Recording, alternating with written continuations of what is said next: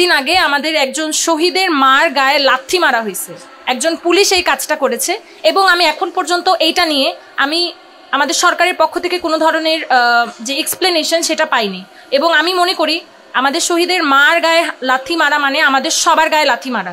একজন পুলিশ এই ইন্টারিম গভর্নমেন্টের আমলেই যদি আমাদের গায়ে লাথি মারে, শহীদের মার গায়ে লাথি মারে, আমার জানা হয়ে গেছে ইন্টারিম চলে গেলে আমাদের সাথে কি হবে। এটাও আমি মনে করি ইন্টারিমের আরেকটা লজ্জার জায়গা, সেটা হচ্ছে এখন পর্যন্ত সঠিক শহীদের হিসাবটাই তারা বলতে পারলো না।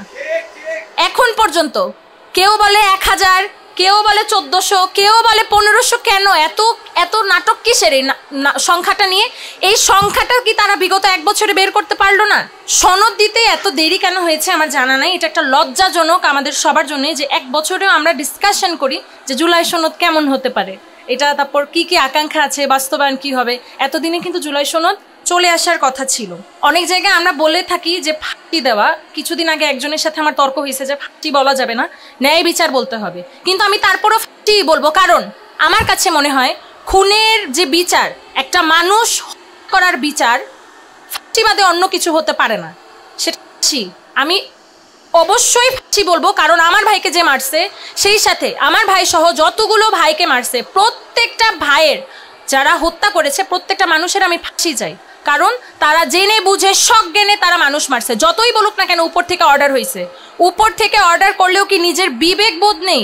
বিবেক বোধ থেকে হলেও অন্তত তারা পারতো নিজেকে এই সব কিছু থেকে রিফ্রেইন রাখা, কিন্তু তারা সেটা করেনি। যাত্রাবাড়িতে শহীদ ইমাম হাসান তাইম, তার হত্যা মামলার একজন আসামি, তাকে জামিন দিয়ে দেওয়া হয়েছিল এবং এর প্রতিবাদে আমরা সবাই রাস্তায় নেমেছিলাম ওই দিন।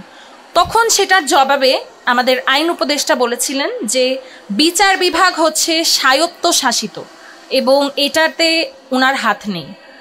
আমরা যদি বলি যে ধরে না কেন, মানে কোনো আসামি ধরতেছে না কেন, তখন সেটা নিয়ে ওনার উত্তর থাকে এটা আমি জানি না, স্বরাষ্ট্র মন্ত্রণালয় থাকে।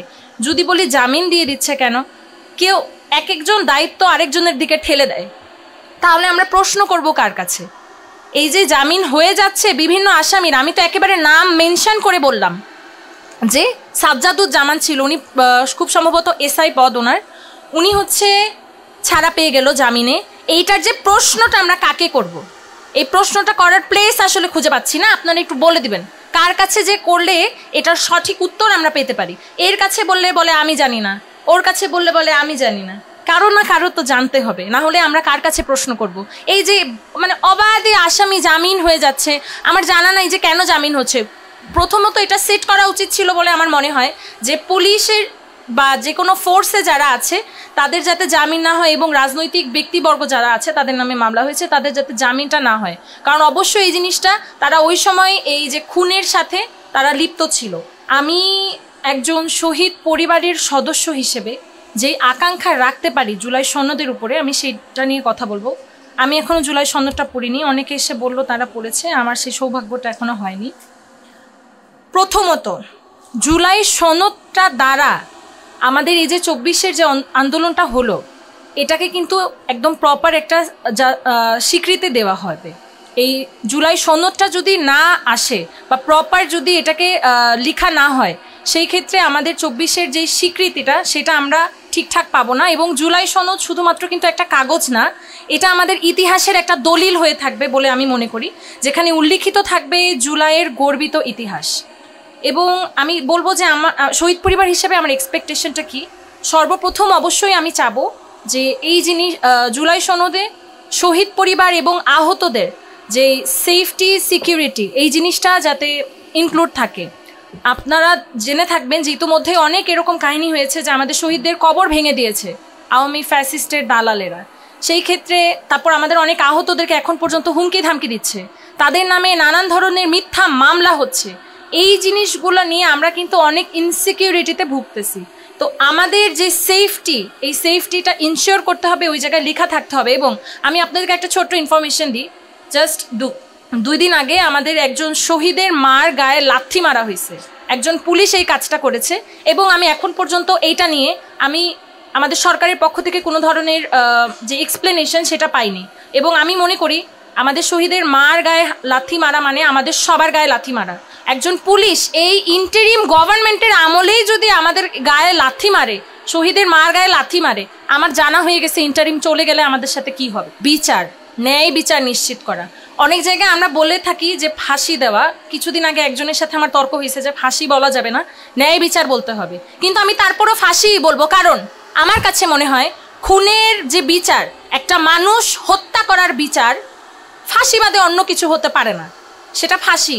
আমি অবশ্যই ফাঁসি বলবো, কারণ আমার ভাইকে যে মারছে, সেই সাথে আমার ভাই সহ যতগুলো ভাইকে মারছে, প্রত্যেকটা ভাইয়ের যারা হত্যা করেছে প্রত্যেকটা মানুষের আমি ফাঁসি চাই।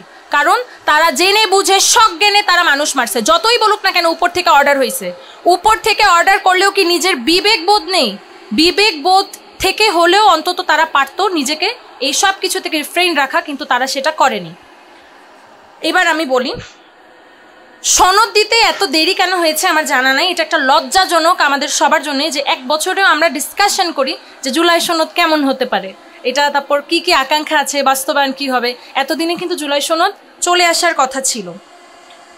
তারপর এই জিনিসটা আমি চাই মেনশন হোক, যেমন জুলাই যে আন্দোলনটা হলো, যে বিপ্লব হলো, কেউ কিন্তু কোনো দলের ব্যানারে নামেনি, সাধারণ জনগণ নেমেছিল। কেউ কোনো দলের ব্যানারে নামেনি। আমি বিএমপি, আমি জামাত ইসলামী, আর তখন তো এনসিপি ছিল না, কেউ কোনো দলের ব্যানারে নামেনি। সেই সময় সাধারণ জনগণ নিজের বিবেকের তাড়নায় নেমেছিল। সেই সময় যখন দেখছে রাস্তা নদী, এটা তো ওপেন, এটা তো মানে লুকানো হয় নাই, রাত্রেবেলা হয় নাই, এটা একেবারে ওপেন দিনের আলো। আমার ভাইকে মারছে 3:37 একেবারে দিনের আলো, ওপেন, সবার সামনে মারছে। তো যখন মানুষ দেখছে যে এরকম ওপেনলি মানুষ মারতেছে, তখন কেউ আর নিজেকে ঘরে আটকে রাখতে পারেনি বলে রাস্তায় নেমেছে, কোনো দলের আন্ডারে না। তো আমার কাছে মনে হয় সাধারণ জনগণ হচ্ছে এই আন্দোলনের মাস্টার মাইন্ড। এই যে একজন একটু আগে এসে বলে গেল 2 দিন পর পর আমরা নতুন নতুন মাস্টার মাইন্ড দেখি, কেউ মাস্টার মাইন্ড না, সাধারণ জনগণ মাস্টার মাইন্ড বলে আমি মনে করি। আচ্ছা, জুলাই সনদে এই জিনিসটা মেনশন থাকা উচিত যে পরবর্তী যেই দলই আসুক না কেন, তারা হচ্ছে বিচারটা যদি এই সার্টেন টাইমের মধ্যে অবশ্যই স্টার্টিং করে দিয়ে যেতে হবে, বাট একেবারে প্রত্যেকটা হত্যা এবং আহত যারা আছে তাদের অঙ্গহানির বিচারটাও কিন্তু করতে হবে। একটা জলজ্যান্ত মানুষকে আপনি অন্ধ করে দিলেন, তাকে পঙ্গু করে দিলেন, সেটার বিচার হবে না, সেটার বিচারটাও যাতে করে দেওয়া হয়। আচ্ছা, আরেকটা কথা আমি বলি, সেটা হচ্ছে আমি মনে করি এবং আমি চাই, আমি সহ সকল শহীদ পরিবার আমরা এই জিনিসটা চাই যে যে বিচারটার কথা আমরা সবসময় বলি না, এই বিচার চাই আমরা, সেই বিচারটা যাতে এই ইন্টারিম সরকারের আমলেই হয়। এই ইন্টারিম সরকারের আমলে কেন, অনেকে প্রশ্ন করে যে কেন, তাহলে তো ডিলেই হইতেছে বা অন্য নির্বাচন পিছিয়ে যাচ্ছে। বিষয়টা হচ্ছে তারা যেহেতু দায়িত্ব নিয়েছে এসে আমাদের, অবশ্যই তাদেরকে আমাদের কাছে যাতে তারা জবাবদিহি করতে পারে যে 1 বছর অথবা 1.5 বছর ধরে তারা কি করলো, এটার মধ্যে আমাদের বিচারটা কি ইনক্লুডেড কিনা, তারা আমাদেরকে সঠিক জবাবটা দেওয়ার মতো নিজেকে প্রস্তুত করতে হবে। অবশ্যই বিচার কাজ এই ইন্টারিম গভর্নমেন্ট থাকাকালীনই এটা কমপ্লিট করতে হবে, কারণ এই ইন্টারিম গভর্নমেন্ট আমাদের শহীদদের রক্তের উপর দাঁড়িয়ে আছে। কেউ এটা কোনো ইলেকশনে আসেনি, এটার ম্যান্ডেট দিয়েছে আমাদের শহীদদের রক্ত। আমি এবার বিচার নিয়ে যদি একটা কথা বলতে চাই, সেটা হচ্ছে ট্রাইব্যুনাল চাইলে কিন্তু বাড়ানো যায়। আমি একটু আগে একটু পড়াশোনা করতেছিলাম যে একটা ট্রাইব্যুনাল কেন হলো, ট্রাইব্যুনালকে আরও 2-3টা করে বিচার কাজকে একটু ফাস্ট করা যায় কিনা, এই জিনিসটা নিয়ে আপনারা একটু লক্ষ্য রাখবেন যাতে এই জিনিসটা ফাস্ট ফরওয়ার্ডলি হয়। আরেকটা কথা, কিছুদিন আগে আপনারা দেখেছেন যে শহীদ পরিবার রাস্তায় নেমেছিল বিচার কাজ নিয়ে। একদম মেনশন করে আমি যদি বলি, যাত্রাবাড়িতে শহীদ ইমাম হাসান তাইম, তার হত্যা মামলার একজন আসামি, তাকে হচ্ছে জামিন দিয়ে দেওয়া হয়েছিল এবং এর প্রতিবাদে আমরা সবাই রাস্তায় নেমেছিলাম ওই দিন। তখন সেটার জবাবে আমাদের আইন উপদেষ্টা বলেছিলেন যে বিচার বিভাগ হচ্ছে স্বায়ত্তশাসিত এবং এটাতে ওনার হাত নেই। আমরা যদি বলি যে ধরে না কেন, মানে কোনো আসামি ধরতেছে না কেন, তখন সেটা নিয়ে ওনার উত্তর থাকে এটা আমি জানি না, স্বরাষ্ট্র মন্ত্রণালয় থাকে। যদি বলি জামিন দিয়ে দিচ্ছে কেন, কেউ একজন দায়িত্ব আরেকজনের দিকে ঠেলে দেয়, তাহলে আমরা প্রশ্ন করব কার কাছে? এই যে জামিন হয়ে যাচ্ছে বিভিন্ন আসামির, আমি তো একেবারে নাম মেনশন করে বললাম যে সাজ্জাদুজ্জামান ছিল, উনি খুব সম্ভবত এসআই পদ ওনার, উনি হচ্ছে ছাড়া পেয়ে গেল জামিনে। এইটার যে প্রশ্নটা আমরা কাকে করব? এই প্রশ্নটা করার প্লেস আসলে খুঁজে পাচ্ছি না। আপনারা একটু বলে দিবেন কার কাছে যে করলে এটার সঠিক উত্তর আমরা পেতে পারি। এর কাছে বললে বলে আমি জানি না, ওর কাছে বললে বলে আমি জানি না। কারো না কারো তো জানতে হবে, না হলে আমরা কার কাছে প্রশ্ন করব?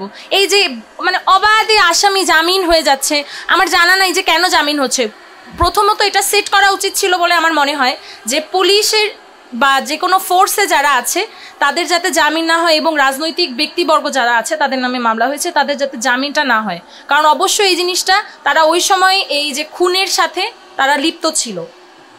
আর শেষ করব একটা জিনিস দিয়ে, একটু আগে ওই যে শহীদের সংখ্যা নিয়ে কথা উঠতেছিল, এটাও আমি মনে করি ইন্টারিমের আরেকটা লজ্জার জায়গা। সেটা হচ্ছে এখন পর্যন্ত সঠিক শহীদের হিসাবটাই তারা বলতে পারলো না। এখন পর্যন্ত কেউ বলে 1000, কেউ বলে 1400, কেউ বলে 1500। কেন এত এত নাটক কিসের এই সংখ্যাটা নিয়ে? এই সংখ্যাটা কি তারা বিগত 1 বছরে বের করতে পারলো না? এই যে রায়ের বাজার বুদ্ধিজীবী কবরস্থানে 114টা লাশ, এটা নিয়ে অনেক কথা হয়েছে, অনেক কিছু। এই যে কিছুদিন আগেও শুনলাম যে লাশ উত্তোলন করবে, আজকেই করবে, কালকেই করবে, কিন্তু এখন পর্যন্ত সেটা হয়নি। বরং সেখানে ওই যে পাকা করে দিয়েছে কবরগুলো। তো তাদের যে স্বজনরা তারা কি জানতে চাইতে পারে না যে আমার বাচ্চাটা কোন কবরে শুয়ে আছে? এই অধিকারটা কেন তাকে রাষ্ট্র দেয়নি এখন পর্যন্ত? বিগত 1 বছরে কি সময় পাইল না? এই যে বা এতটুকু তারা কাজটা করতে পারলো না যে কবরগুলো আইডেন্টিফিকেশন হবে? তাদেরকে কবরটা পাকা করে দিল, কিন্তু সেই মাটা তো প্রতিদিন যায় ওই জায়গায় কান্না করবে যে 114টা কবরের মধ্যে আমার সন্তানের কবর কোনটা। এতটুকু অধিকার তাকে রাষ্ট্র কেন দেয়নি? আমার রাষ্ট্রের কাছে প্রশ্ন। এবং যত দ্রুত সম্ভব এই যে শহীদের সঠিক সংখ্যাটা এইটা যাতে ডিক্লেয়ার করে দেয় তারা। কেউ কোনো জায়গায় লেখা 1000, কোনো জায়গায় 1400, এটা আমরা মানি না। কেন এত এই জায়গায় এত কনফ্লিক্ট? এবং আরেকটা কথা, অনেকেই এই প্রশ্নটা তুলে যে এই শহীদের সংখ্যা কিংবা আহতের সংখ্যা এটা কি এটা জুলাই শহীদ স্মৃতি ফাউন্ডেশন কেন হচ্ছে এই সংখ্যাটা এখনো কনফার্ম করতেছে না? এই কাজটা জুলাই শহীদ স্মৃতি ফাউন্ডেশনের না, এটা হচ্ছে তো স্বাস্থ্য মন্ত্রণালয়ের আন্ডারে এই কাজটা এখন হচ্ছে। তো মূলত তাদের লিস্ট ধরেই কিন্তু জুলাই শহীদ স্মৃতি ফাউন্ডেশন কাজ করে। তো আপনারা এই জিনিসটাতে একটু জোর দিবেন যাতে করে শহীদের যে মেইন সংখ্যাটা সেটা যাতে আইডেন্টিফিকেশন হয়, সেটা 1000 না, সেটা 1400 না 1500, এটা যাতে কনফার্ম করে। সেটা যদি 1001 হয় সেটা যাতে এক্স্যাক্ট 1001ই হয়। 50 থেকে 100 বছর পরেও যাতে মানুষ এসে জানে যে 1001 জন শহীদ হয়েছিল। কিছুদিন পরে অ্যাড হবে, কিছুদিন পরে ডিডাক্ট হবে। এটাও কিন্তু আপনারা জানেন যে যাদের নামে গ্যাজেট হয়েছিল সেই গ্যাজেটের মধ্যেও পুলিশ আছে, ছাত্রলীগ আছে, তারপর হচ্ছে এর ওর পিএস আছে, বিভিন্ন মেয়রের। তাহলে এটাও তো তাহলে শুদ্ধ হইল না, যে এই কাজটা করছে সেটাও শুদ্ধ না। তার উপর বাকি অনেকের নাম তো মেনশনও এখনো করতে পারেনি। আমি মনে করি এটা একটা ব্যর্থতা। ব্যর্থতা বলতে কোনো সমস্যা নেই। ধন্যবাদ। আজকের এই আলোচনা সভার আয়োজন করবার জন্য উপস্থিত আছেন শ্রদ্ধেয় বদিউল আলম মজুমদার স্যার সহ বিভিন্ন রাজনৈতিক দলের নেতৃবৃন্দ, বৈষম্য বিরোধী ছাত্র আন্দোলনের বিভিন্ন পর্যায়ের নেতৃবৃন্দ, সাংবাদিকবৃন্দ, আসসালামু আলাইকুম। অনেকগুলো বিষয় নিয়ে আসলে আলোচনা হয়েছে। এই আলোচনাটা আমি বেশ উপভোগ করছি, কারণ সাধারণত এই ধরনের গোল টেবিল আলোচনাগুলোতে ডিবেট হয় না। আজকের আলোচনায় ডিবেট হচ্ছে, এটা খুব ইন্টারেস্টিং এবং এটা দরকার। কারণ আমরা তো অনেকগুলো রাজনৈতিক দল, এই যে ঐকমত্য কমিশনে আমরা বসেছি প্রায় সম্ভবত 32 থেকে 35টা রাজনৈতিক দল। এই যে এতগুলো রাজনৈতিক দল, এতগুলো দল কেন? কারণ আমাদের যে ধারণা, আমাদের যে চিন্তা, তার মধ্যে তফাৎ আছে, এই কারণেই তো এতগুলো রাজনৈতিক দল। এবং যখন চিন্তার পার্থক্য থাকবে তখন সেটার প্রতিফলন ঘটবে, এবং যখন আমরা এই ধরনের ডিবেটের মধ্য দিয়ে একটা জায়গায় আসতে পারবো তখন আসলে রাষ্ট্রের জন্য সঠিক সিদ্ধান্ত নেওয়া যায়। এবং সেই চিন্তা থেকেই তো ঐকমত্য কমিশনও বসেছিল, আমরাও সময় দিয়েছি, আমরা অনেক দিন ধরে কাজ করেছি। ঐকমত্য কমিশনের জন্য তো সেই ফেব্রুয়ারি থেকে তারা আলাদা আলাদা করে রাজনৈতিক দলগুলোর সাথে বসেছে। এরপর আবার 2 মাস ধরে আমরা সবাই মিলে একসাথে বসে কথা বলেছি, তারপর একটা জায়গায় এসেছি। অনেকগুলো প্রশ্ন তৈরি হয়েছে, প্রশ্নগুলোর সমাধান খুবই জরুরি। কারণ ইতোমধ্যেই দেশ তো নির্বাচনের দিকে চলে যাচ্ছে, নির্বাচনের রোডম্যাপ ঘোষণা হয়ে যাবে এই সপ্তাহে, এমনটাই নির্বাচন কমিশনের পক্ষ থেকে বলা হয়েছে। এবং আরও একবার আমাদের এটা মাথায় রাখা দরকার যে স্বাধীন সাংবিধানিক প্রতিষ্ঠান আমরা যেটা চেয়েছি, যে আলোচনা করেছি, ফলে স্বাধীন সাংবিধানিক প্রতিষ্ঠান হিসেবে নির্বাচন কমিশন যদি নির্বাচনের রোডম্যাপ ঘোষণা করে, তারপরে আবার সেটার বিরুদ্ধে রাজনৈতিক দল হিসেবে কারো অবস্থান থাকার কথা না, সেটা হওয়ার কথা না। কারণ আমরা তো সেটি কথাই বলছি যে স্বাধীন সাংবিধানিক প্রতিষ্ঠান হিসেবেই আসলে আমরা নির্বাচন কমিশনকে দেখতে চাই। ফলে দেশ নির্বাচনের দিকে যাচ্ছে, এখনো অনেকগুলো বিষয় আসলে সমাধান হয় নাই। সবচেয়ে বড় সমস্যাটা তৈরি হয়েছে 24 আগস্টের পর, সেটা হলো আমাদের মধ্যে বিভাজন। জুলাই আগস্টে যখন একজন মানুষ আরেকজন মানুষের পাশে এসে দাঁড়িয়েছে, তাদের দিকে যখন গুলি হয়েছে, তখন একজন মানুষ তার পাশে দাঁড়িয়েছে, তার পাশে আরেকজন, এভাবে হাজার মানুষ পাশাপাশি দাঁড়িয়েছে। কেউ কাউকে জিজ্ঞেস করেনি আপনার ধর্ম কি, আপনি কোন মতের, আপনি কোন রাজনৈতিক মতাদর্শের, কেউ জিজ্ঞেস করেনি। ওই যে মুহূর্তটা, ওই স্পেসিফিক মুহূর্তটা আমরা 5 আগস্টের পরপরই হারিয়ে ফেলেছি। ওটা আমাদের জন্য সবচেয়ে বড় ব্যর্থতা। ওই মুহূর্তটাকে আমরা ধরে রাখতে পারিনি।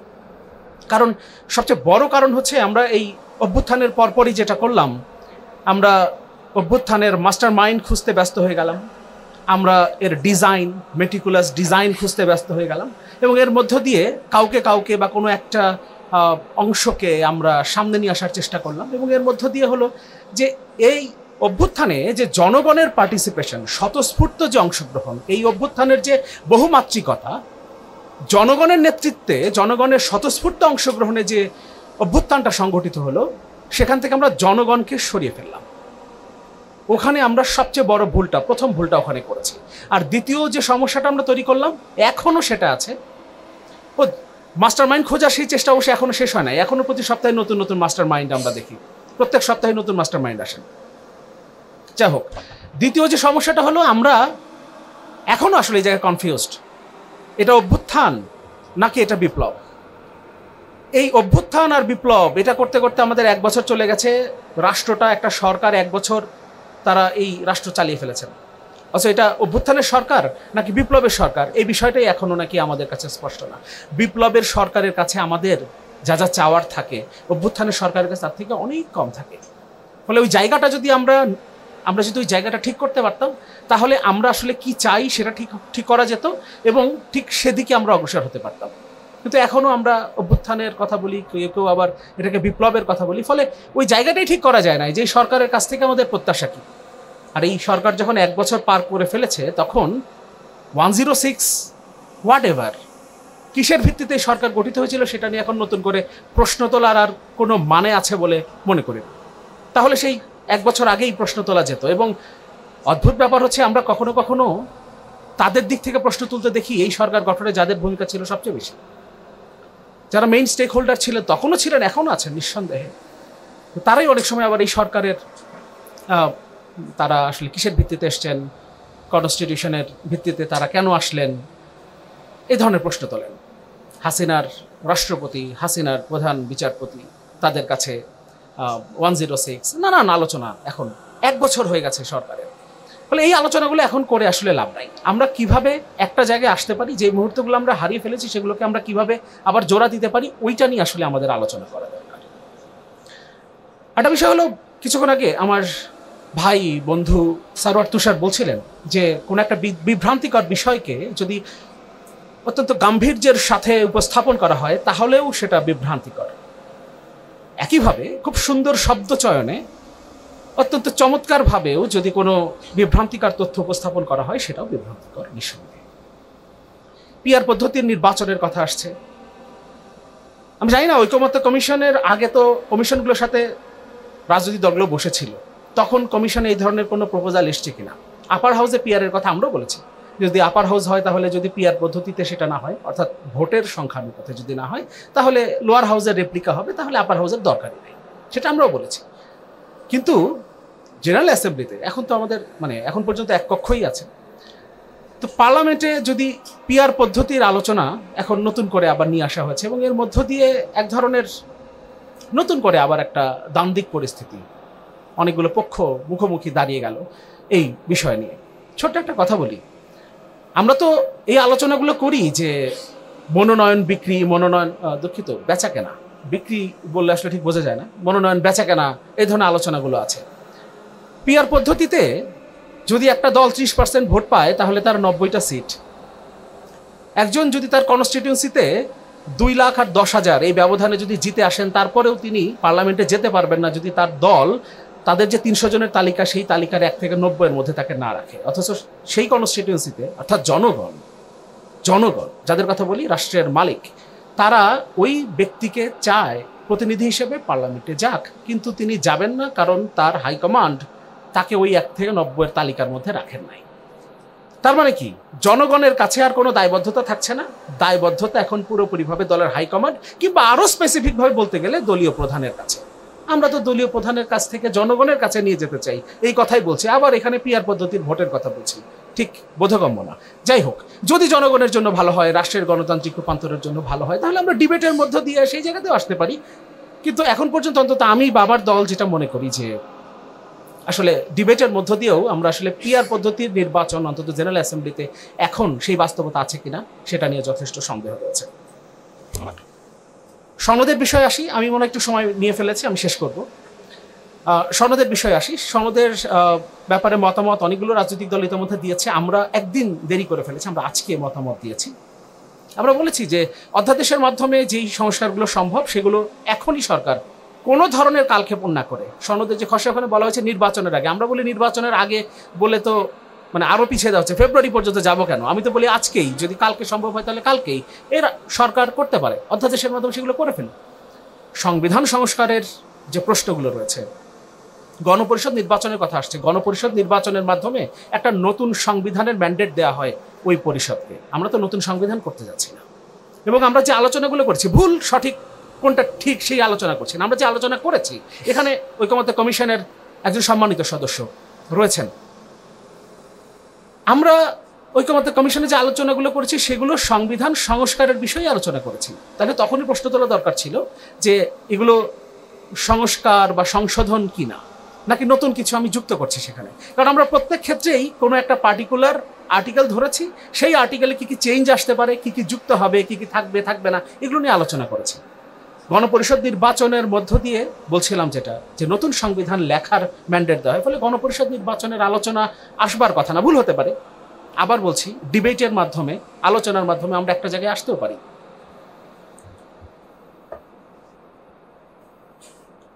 তবে বেশ কিছু জায়গায় আসলে আমাদের সম্ভবত আমরা এবারের যে কমিশনটা বা আমাদের এবারের যে প্রত্যাশা ছিল সেখানে আসতে পারি নাই। কারণ আমরা যেমন একজন প্রধানমন্ত্রী কত বছর হতে পারবে সেটা নির্ধারণ করেছি, 10 বছর বেশি একজন প্রধানমন্ত্রী থাকতে পারবেন না। আমি মনে করি একজন 50 বছর প্রধানমন্ত্রী থাকুক, তাতে কিছু যায় আসে না।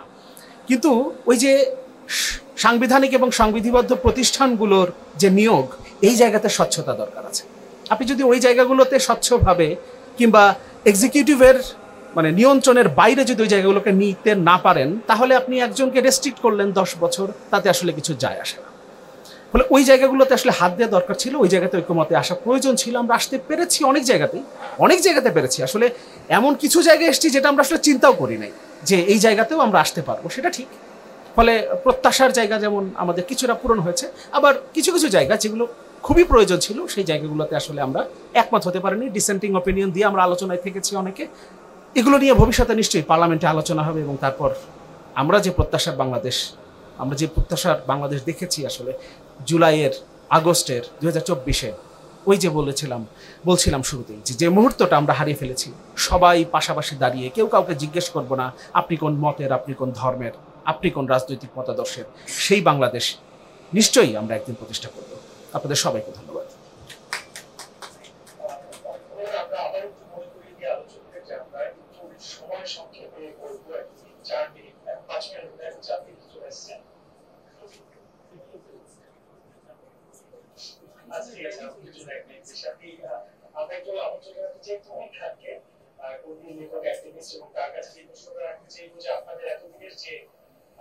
আলোচনা পাঠের সিলসিলা সেই জায়গা থেকে আসলে আমরা আমাদের আকাঙ্ক্ষা কতটুকু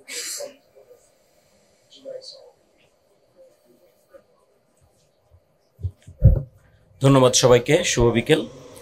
তো আমাদের এইখানে আজকে আলোচনার যে বিষয়, এই বিষয়ে অনেক আলাপ আলোচনা হলো ইতিমধ্যে, আপনারা শুনেছেন।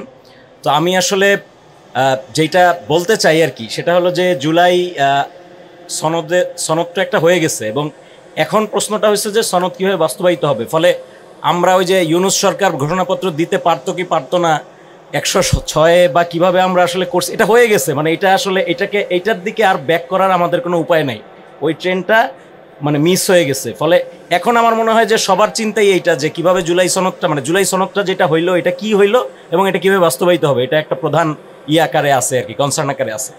তো ফলে জুলাই সনদে আমরা যে আইসা পৌঁছলাম ওইখানে আমি একটু বলতে চাই যে জুলাই সনদে আমাদের কিন্তু অনেকগুলি সংস্কার কমিশন হয়েছিল এবং বেসিক্যালি জুলাই সনদের মূল কথাটা কি, জুলাই সনদের আপনারা যদি প্রেক্ষাপটটা পড়েন, পটভূমিটা পড়েন, তাহলে মূল কথাটা হলো যে একটা গণ অভ্যুত্থানের মাধ্যমে একটা ব্যাপক সংস্কার আকাঙ্ক্ষা, পরিবর্তনের আকাঙ্ক্ষা তৈরি হয়েছে জনগণের মধ্যে, ফলে সেই আকাঙ্ক্ষার জায়গা থেকে একটা জুলাই সনদটা তৈরি হয়েছে।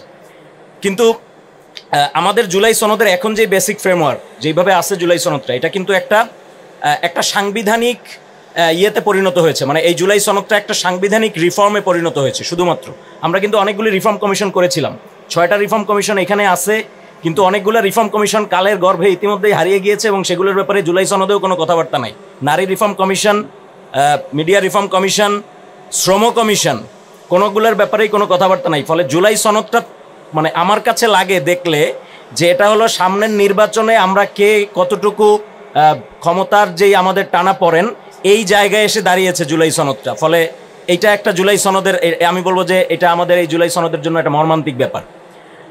তো জুলাই সনদের মধ্যে কি কি আছে সেগুলি নিয়ে আমি একটু দুই একটা কথা বলবো, যেগুলি আসলে আমার কাছে মনে হয়েছে যে এই জিনিসগুলি যারা কমিশনে ছিলেন, এখানে কমিশনের সদস্য আছেন, আরও অনেক পলিটিক্যাল পার্টির আপনারা লোকজন আছেন যারা ছিলেন কমিশনে, ফলে এই জিনিসগুলি আসলে মনোযোগ দেওয়া হয়েছিল কিনা বা এই ব্যাপারগুলি আসলে ভাবা হয়েছিল কিনা। কারণ জুলাই সনদ যারা বাস্তবায়ন করতে চায় না, তারা যারাই হোক, তারা এই বিষয়গুলিকে সামনে আনবে ডেফিনেটলি, এবং এগুলি অনেক যৌক্তিক বিষয়।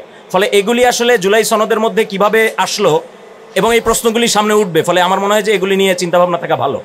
যেমন আমরা বলছি জুলাই সনদের প্রথমত আমরা যে মূলনীতি নিয়ে কথা বলছি, সাংবিধানিক মূলনীতি, সাংবিধানিক মূলনীতিতে আমি দেখলাম সংশোধিত খসড়ায় গণতন্ত্রটাও নাই। মানে আমরা বাঙালি জাতীয়তাবাদ বাদ দিলাম, সমাজতন্ত্র বাদ দিলাম, সেকুলারিজম বাদ দিলাম, এখন গণতন্ত্রও কেন নাই? মানে গণতন্ত্র তো এটা তো থাকার কথা ছিল না। আমি না না না আপনি দেখেন নাই লাস্ট যে সংশোধিত যে খসড়া সেটার মধ্যে আমি পাই নাই গণতন্ত্র। এটার মধ্যে সাম্য, মানবিক মর্যাদা, সামাজিক সুবিচার ও ধর্মীয় স্বাধীনতা আছে।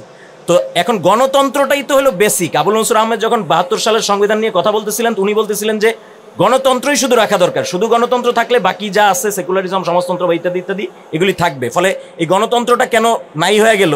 এখন দেখেন আমাদের এমন কোনো একটা শব্দ নাই মূলনীতিতে যেইটা আমাদের কনস্টিটিউশনাল মূলনীতিকে, শাসনতন্ত্রকে একটা স্পষ্টভাবে ডিফাইন করে। সাম্য, সুবিচার, মানবিক মর্যাদা এগুলি সবাই আসলে বলে যে হ্যাঁ আমরা সবাই যার যার জায়গা থেকে তারা নিশ্চিত করতে চায়, বাট আমাদের রাষ্ট্র কিভাবে চলবে এটার একটা মূলনীতি সংবিধানে এখন নাই। আচ্ছা, তারপরে হলো আমরা বলেছি যে জুলাই ঘোষণাপত্রকে আমরা ৪র্থ তফসিলে যুক্ত করার একটা ব্যাপার, এটা ঘোষণাপত্রের মধ্যে আছে, বিভিন্ন জায়গায় কথা বলা হয়েছে। ১৫০-এর ২ যে বাদ দেওয়া হলো, ১৫০-এর ২-এর মাধ্যমে ৭ম তফসিল থেকে মুক্তিযুদ্ধের ঘোষণাপত্রটা বাদ যাবে, এটা বলা হয়েছে। আপনি দেখেন এটা বলা হয়েছে আছে যে মুক্তিযুদ্ধের ঘোষণাপত্র এবং ওই শেখ মুজিবুর রহমানের ৭ই মার্চের ভাষণ প্লাস হলো গিয়ে ওই যে আরও যেগুলি আছে তার টেলিগ্রাম বার্তা এলএজড, সেগুলি বাদ যাবে। তো না, এটা আছে, মানে এই ৫ম, ৬ষ্ঠ, ৭ম তফসিলটা বাদ যাবে। তো ৭ম তফসিলেই তো মুক্তিযুদ্ধের ঘোষণাপত্র। না না আপনি এটা দেখেন, মানে মুক্তিযুদ্ধের ঘোষণাপত্র আপনি দেখেন, ওইখানে লেখা আছে, ওইখানে এটা স্পষ্টভাবে লেখা আছে। ফলে এইটা আমার কাছে মনে হয় যে এই জিনিসগুলি আমাদেরকে একটু দেখা দরকার, কারণ এগুলি নিয়ে কোয়েশ্চেন উঠবে। এগুলি নিয়ে যখন কোয়েশ্চেন উঠবে তখন কিন্তু আপনি সেটাকে ওই কোয়েশ্চেন ট্যাকেল দিতে যায় আপনি কিভাবে বাস্তবায়ন করবেন ওই আলাপে আর আমরা যেতে পারবো না। এরপরে দেখেন আমাদের এখানে মানে কিছু ছোট ছোট বিষয় আছে যেগুলি আসলে মানে গভর্নমেন্টে যারা এই খসড়াগুলি করেন বা এই ইয়েগুলি উপস্থাপন করেন তাদের এদিকে খেয়াল রাখা দরকার। আমরা ঘোষণাপত্রে বলছি যে প্রায় ১,০০০ শহীদ ও আহত, আর আমরা জুলাই সনদে বলছি ১৪০০ শহীদ ও আহত। তো এই যে ব্যাপারগুলি মানে আমাদের সরকারের এখন উচ্চপদস্থ কর্মকর্তারা ৭১ সালের কারা কত শহীদ হয়েছে সেগুলিরও সংখ্যা নির্ধারণের কথা বলতেছেন, কিন্তু ওনারা এখন পর্যন্ত 2টা ডকুমেন্টে নিজেদের এই জুলাই সনদের মানে জুলাই অভ্যুত্থানের শহীদদের আহতদের সংখ্যা এখন পর্যন্ত সামঞ্জস্য করতে পারেন নাই। খুবই দুঃখজনক ব্যাপার। ফলে এই জিনিসগুলি, এই ডকুমেন্টসগুলি এগুলি তো আমাদের সামনে থেকে যাবে, ফলে এগুলি তো পরবর্তীতে এগুলি বারবার আমাদের সামনে আসবে, বারবার এগুলি ফিরে আসবে। ফলে তখন এগুলি নিয়ে কোশ্চেন উঠবে, এগুলি নিয়ে আপত্তি উঠবে, প্রশ্ন উঠবে। ফলে এই জায়গাগুলি আমার মনে হয় যে জাতিগত ইয়ের জায়গায় এই জায়গাগুলি মীমাংসা করা, এই জায়গাগুলিকে একটা ইয়েতে একটা ঐক্যমত্যের ভিত্তিতে এই জায়গাগুলি মীমাংসা করা এই গভর্নমেন্টের দরকার ছিল। আমি লাস্ট মানে শেষ করি, সেটা হলো যে এখন প্রশ্নটা আসছে যে কিভাবে এটা বাস্তবায়িত হবে। বাস্তবায়ন প্রশ্নে এই সরকার ইতিমধ্যেই এত বেশি গোজামিল করে ফেলছে এবং ঐক্যমত্য কমিশনের এই যে আমার সামনে যে এখন যেই ইয়েটা আছে মানে রিপোর্টটা আছে মানে ওই খসড়াটা আছে, এইটারও আপনি ওই অঙ্গীকার অংশে মানে এটা কি যে কথাবার্তা বলতেছে আমি কিছুই বুঝতেছি না। মানে একবার এই গভর্নমেন্ট বলতেছে, ঘোষণাপত্রে তারা বলল যে ১০৬-এর আন্ডারে জনগণের সার্বভৌম ইয়ে নিয়ে তারা হলো গিয়ে সরকার করছে, আবার বলতেছে যে এই কনস্টিটিউশন মানে এই জুলাই সনদ যাবে কনস্টিটিউশনের উপরে। আবার মানে এই যে আপনি এগুলো কনফ্লিক্টিং করতেছেন অনেকগুলি, এবং আপনি আবার বলতেছেন যে এটা বলবৎ, ফলত এটা জুডিশিয়াল রিভিউর বাইরে থাকবে। বলবৎ মানে কবে থেকে বলবৎ? ঘোষণাপত্র আপনি বলেন নাই যে আপনি এই ঘোষণাপত্র আদৌ বলবৎ কিনা। ফলে আপনি আপনার ডেরাইভেটিভ ক্ষমতাটা কি এই গভর্নমেন্টের, সেইটা নিয়ে লুকোচুপি করতেছে আমার কাছে মনে হচ্ছে। এটা সে স্পষ্টভাবে কখনোই বলতেছে না কোথাও যে আপনার ডেরাইভেটিভ ক্ষমতাটা কি। আপনি কি 106, আপনি কি আগের সংবিধান, নাকি আপনি ঘোষণাপত্র, নাকি আপনি জুলাই সনদ, আপনি কি? মানে এখন মানুষের মন রক্ষার জন্য আমি বলে দিলাম যে জুলাই সনদ হলো সংবিধানের উপরে থাকবে, কিন্তু আবার আমি বলতেছি যে আমি জনগণের সার্বভৌম ক্ষমতার মাধ্যমে 106-এর মাধ্যমে আমি সরকার করছি। তাহলে এই জিনিসগুলো তো হইলো না আসলে, এই জিনিসগুলি খুবই কনফ্লিক্টিং। আমি একটা জিনিস বলে শেষ করবো আর কি, সেটা হলো যে সামনে ইলেকশন আসছে। এখন এইটা মানুষের মধ্যে শঙ্কা আছে, অতীত অভিজ্ঞতা এবং সব কিছু নিয়েই শঙ্কা আছে যে এই যারা ইলেকশনের মাধ্যমে পার্লামেন্টে আসবেন তারা আসলে এটা কতটুকু আদৌ সংশোধন করবেন এবং কতটুকু তারা পারবেন অ্যাকচুয়ালি সংশোধন করতে। কারণ আমরা যদি সংবিধান মোতাবেক যাই তাহলে এই যেই জুলাই সনদ, এই জুলাই সনদকেও আমরা যদি সংবিধানের মধ্যে অ্যাজ এ টেক্সট এটাকে আমরা যদি অ্যাড করতে চাই তাহলে ডেফিনেটলি সংশোধনী বিল আনতে হবে সেখানে। আপনি সেখানে শুধু একটা রেজলিউশনের মাধ্যমে সেটা করতে পারবেন না। ফলে কতটুকু কি হবে এটা নিয়ে মানুষের মধ্যে সংশয় আছে, সন্দেহ আছে, অনেক ধরনের ব্যাপার আছে। ফলে আমি বলবো যে পলিটিক্যাল পার্টিস যারা আছেন তাদের ডেফিনেটলি যদি আপনারা একমত হন যে না জুলাই সনদে আমরা একমত হয়েছি, তাহলে এই ঐকমত্য কমিশনটাকেই আমরা, কারণ এখানে ঐকমত্য কমিশন স্পষ্টভাবে বলতেছে যে রাজনৈতিক দলগুলি হলো জনগণের প্রতিনিধি, ফলে প্রতিনিধিদের সাথে আলাপ করে আমরা জুলাই সনদ তৈরি করছি। ফলে এটাকে আমরা একটা ছায়া গণপরিষদ হিসেবে ধরতেই পারি। ফলে আপনি এটাকে একটা ছায়া গণপরিষদ হিসেবে ধরে আপনি এটাকে রেটিফিকেশন সিস্টেম করেন আপনি ইলেকশনের আগেই। এটা জরুরি, মানে এটা হলো গিয়ে যে কোন কোন বিষয়ে আমরা একমত হচ্ছি সেই বিষয়গুলো নিয়ে আবার বসে, কারণ অলরেডি এই ঐক্যমত্য কমিশনের এই জুলাই সনদের মধ্যেই যেই জিনিসগুলি ওনারা দিয়েছেন যে অঙ্গীকার নামায় যে কিভাবে আসলে জিনিসটা অঙ্গীকার কি হবে, এটা এই জুলাই সনদের মান কি হবে, সেটা কিন্তু অলরেডি ওই অবস্থায় আছে। একটা আইনি এবং সাংবিধানিক ভিত্তি সে বলতেছে যে বলবৎ হবে অলরেডি। ফলে এটা নিয়ে আলোচনা করে এটা কিভাবে সলভ করা যায়, এই জিনিসটাকে কিভাবে রেটিফাই করা যায়, কিভাবে আমি শুনেছি যে বিভিন্ন রাজনৈতিক দল তারা হাইকোর্টের ব্যাপারেও কথাবার্তা বলতেছেন, হাইকোর্টের রেফারেন্সের ব্যাপারে কথা বলতেছেন। তো যাই হোক, এটা যেভাবেই হোক এটাকে একটা রেটিফিকেশনের আওতায় আনতে হবে। এটাকে একটা অন্তত যেই ব্যাপারগুলো নিয়ে মানুষের মধ্যে ভয় আছে বা পার্টিগুলোর মধ্যে ভয় আছে, নির্বাচন ইত্যাদি ইত্যাদি, এই জিনিসগুলিকে একটা সুষ্ঠু সমাধানের মধ্যে আসতে হবে। যদি না আসে, যদি এটা মিস হয়ে যায় জুলাই সনদ, তাহলে এটা আবারও একটা খুব মানে বাজে একটা উদাহরণ তৈরি করবে ইতিহাসে। ফলে সামনেও যখন এই ধরনের আমরা কোনো একটা সনদ বা কোনো একটা কিছুর মধ্যে মানে জাতিগত আমাদের যে পারস্পরিক বিশ্বাসটা, ওই বিশ্বাসের জায়গাটা অনেক ভয়াবহভাবে নষ্ট হবে। এটা হচ্ছে এই জুলাই সনদ বাস্তবায়িত না হওয়ার সবচেয়ে বড় ক্ষতি আর কি। ফলে আমার কাছে মনে হয় যে রাজনৈতিক দলগুলি, আমি সামনের সপ্তাহে হয়তো আবার বসবে ঐকমত্য কমিশন, ফলে এই জায়গায় সবাই একটু একমত হওয়ার চেষ্টা করাটা জরুরি। কোথায় কোথায় গোজামিলটা হয়েছে সেই গোজামিলগুলিকে কিভাবে একটা সিস্টেমেটিক জায়গায় আনা যায় সেটা ঐকমত্য কমিশনের সাথে কথা বলতে হবে। এখানে গভর্নমেন্টও অনেক ধরনের লুকোচুরি করতেছেন, অনেক ধরনের তারা মানে হয়তো আমি জানি না এটা তারা কিভাবে করেন, হয়তো এক পার্টির সাথে একবার কথা বলে একটা কিছু লেখে, পরে আরেক পার্টির সাথে কথা বলে আরেকটা কিছু লেখে। মানে এই গোজামিল থেকে বের হয়ে আসতে হবে। এই গোজামিল থেকে বের হয়ে এসে তাদেরকে সুস্পষ্টভাবে কথা বলতে হবে যে আপনি ভাই কি চান, ইলেকশন কোনটা চান এবং মানে কি ধরনের কিভাবে আপনি বাস্তবায়ন করতে চান জুলাই সনদ, এটা আপনাকে বলতে হবে। এখানে আপনারা পড়েন জুলাই সনদের যে খসড়াটা আছে 5টা ভাবে অঙ্গীকারের যে লাস্ট ইয়েটা 5টা কথা বলা হয়েছে, 5টা কথার 5টাই একটা আরেকটার সাথে মিলে না। আপনারা এটা পড়ে দেখেন, মানে এটা খুবই অদ্ভুত। ফলে এইটা গভর্নমেন্টকে এটা ঠিক করতে হবে এবং পলিটিক্যাল পার্টিগুলির সদস্য নিয়ে আগে আসতে হবে। ধন্যবাদ সবাই।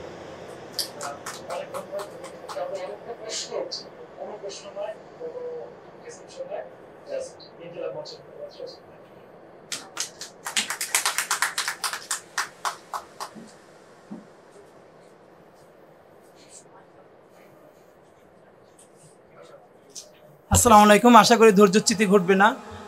প্রচুর তাত্ত্বিক আলাপ হলো, তো আমি যে একটু ভাবসাব নিয়ে কিছু তাত্ত্বিক বয়ান দিব, এটা সরোয়ার তুষার আর তুহিন খান শেষ করে দিয়ে গেছে, সুতরাং আমার আর স্কোপ নাই। আমি বরং আমার পাশে যিনি আছেন বদিউল আলম স্যারকে বিনয়ের সাথে বলতে চাই যে আমি আপনাকে অল্প কয়েকটা কথা বলি, সুযোগ হইলে আমাদের